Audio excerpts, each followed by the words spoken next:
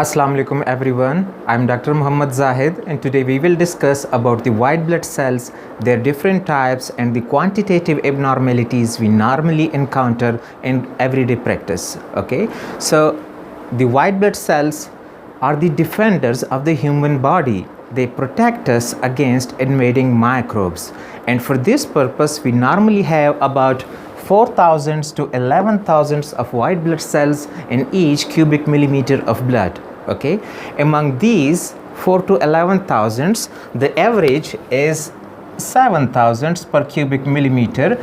We have different types of white blood cells, including neutrophils, lymphocytes, the monocytes, eosinophils, and the basophils. If we talk about the most abundant ones, those are the neutrophils, which constitute about 55 to 70% of all the white blood cells. Okay, similarly the lymphocytes are the second most abundant ones, constituting about 20 to 40% of all the white blood cells. The other cell lines, they are important in their own place, but their contribution to the overall white blood cell count is low. For example, we just have 2 to 8% of all the circulating white blood cells are monocytes.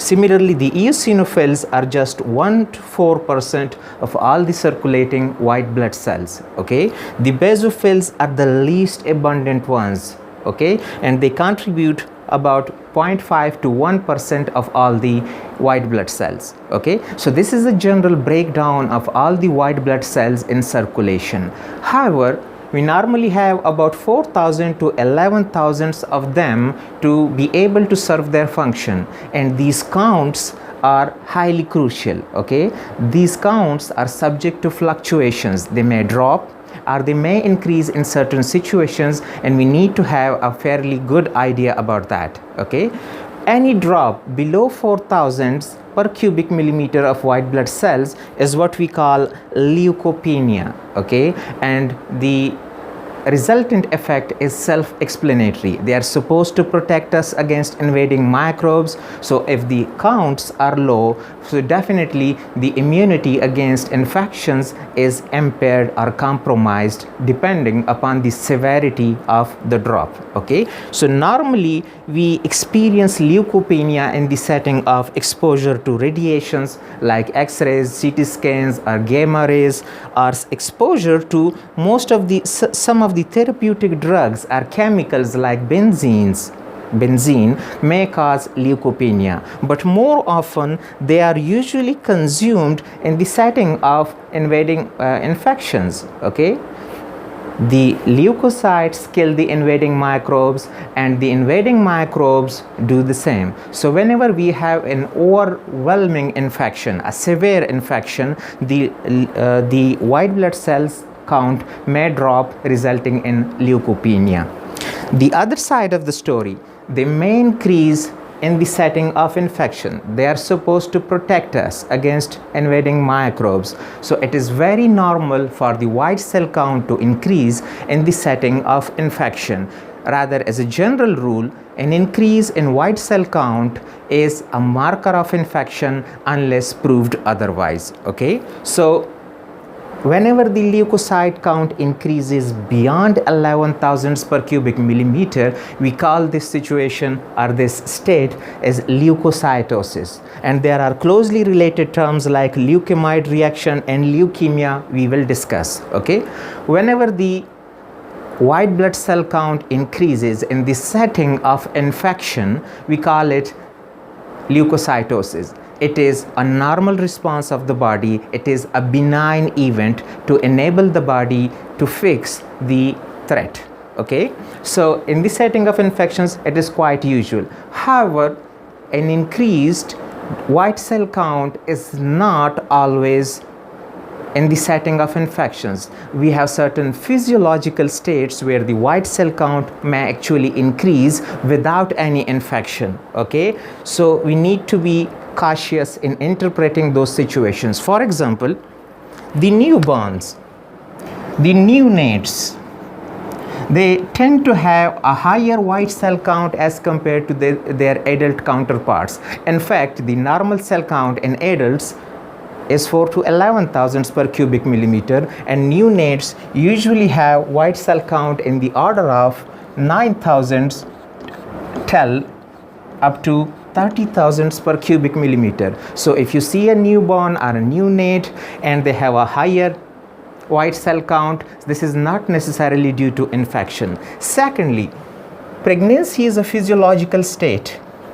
During pregnancy, the white cell count tends to be on the higher side, not necessarily beyond 11 thousandths, but it tends to be on the higher side. And the reason is because the body during pregnancy is flooded with steroid hormones, estrogens and progesterone, and those cause an elevation of the white cell count. Similarly, stress, be it physical, be it mental, whenever there is prolonged stress, like if you are in preps or after exam and you are waiting for the result and you are in trouble, so prolonged stress, be it physical, be it mental, again causes an elevation of the white cell count without any infection. This is entirely physiological, okay? And that too is because the body is flooded with stress hormones like cortisol and the catecholamines. Those cause elevation of the white cell count. Now, once we have an elevation of the white cell count beyond 11 thousandths per cubic millimeter, we know this is either infection or a certain physiological state. We have certain more clues towards the underlying etiology as well. The DLC, the differential leukocyte count, we earlier discussed the breakdown of white cell count into different types of white blood cells. So if the white cell count in general is increased, say beyond 11 thousandths, okay, and among those the neutrophils are predominantly increased. So whenever you see a neutrophil leukocytosis, that is usually in the setting of acute infections that come on suddenly and stay for few days to few weeks, okay? And more specifically, bacterial infections causes neutrophil leukocytosis. Similarly, if we have leukocytosis and the lymphocytes are predominantly increased, so a lymphocytosis is predominantly encountered in the setting of chronic infections. Chronic infections are those that stay for longer times, like pulmonary tuberculosis, like osteomyelitis. So chronic bacterial infections will cause an elevation of lymphocytes predominantly, okay? Similarly, if we have viral infections, lymphocytes are supposed to be elevated as compared to other cell types, okay? And in cancers, of course, lymphocytes are predominantly elevated. Similarly, if the eosinophils are elevated, okay, we have a certain clue that this is either an allergic response, okay, the body is fighting against a certain allergen, or in the setting of parasitic infestations like hookworm infestations. So this is where we have predominantly eosinophil leukocytosis. Okay, so a mere elevation gives us a clue towards the underlying etiology as well. Okay, secondly, there are certain similar terms like leukemioid reaction and leukemia, which are highly alarming and at times confusing. So we need to discuss that in bit greater detail. For example, a mere elevation beyond 11 thousandths is what we call leukocytosis, a normal response, a benign phenomena. Increased TLC. If this increase in leukocytosis is massive, say for example 3x or 5 times the normal TLC, okay, and we have certain clue that the underlying cause behind this elevation of white cell count is an uncontrolled proliferation of the white cell precursors in the bone marrow, so that becomes something alarming. Okay, so whenever we see leukocytosis and we have good enough evidence that it is due to a malignancy of the white cell precursors in the bone marrow, this is what we call leukemia. Okay, now we have in between, we have a situation we call leukemioid reaction.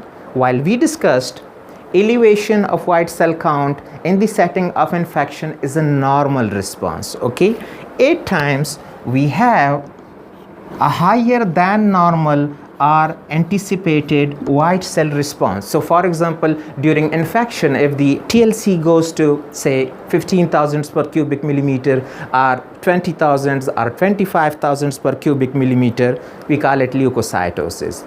And leukemioid reaction, this response is even higher, even massive. For example, we go for testing, we get a full blood count, and the reported TLC is, say, for example, 35,000 or 40,000 per cubic millimeter.